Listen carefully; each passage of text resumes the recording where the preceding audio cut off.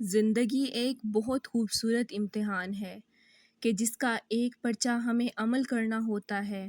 سمجھیں اس پرچے میں کبھی خوشیاں ہوتی ہیں، کبھی غم ہوتے ہیں، کبھی محبتیں ہوتی ہیں اور کبھی نفرتیں اور بدگمانیاں۔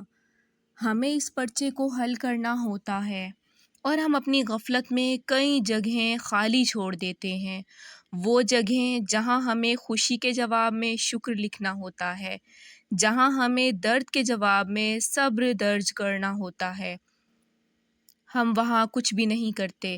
زیادہ غلطی تب ہوتی ہے جب ہم جگہ خالی چھوڑنے کے بجائے اپنی مرضی کے جواب درج کر دیتے ہیں اور ہمیں احساس بھی نہیں ہوتا، وہی احساس جو ہمارے اندر بتدریج گھٹتا گھٹتا ختم ہو رہا ہے۔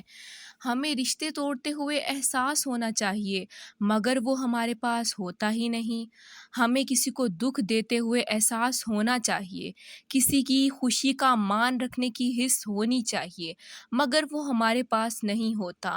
ہم تہہ دامان دوسروں کے دامن سے بھی اچھی چیزیں نوچ لیتے ہیں اور ہمیں اتنا بھی نہیں پتہ ہوتا کہ کسی دوسرے کی نعمت ہمارے دامن کو نہیں بھر سکتی۔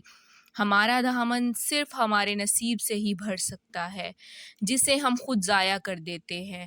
اب ہمیں رک جانا چاہیے، زندگی پرچے لا رہی ہے، کون جانے کس پرچے میں کیا درج کرنا پڑے۔ اپنے ہر روز کے پرچے کو اچھی طرح حل کرنے کی کوشش کرنی چاہیے کیونکہ کوئی پرچہ دوبارہ نہیں ملے گا۔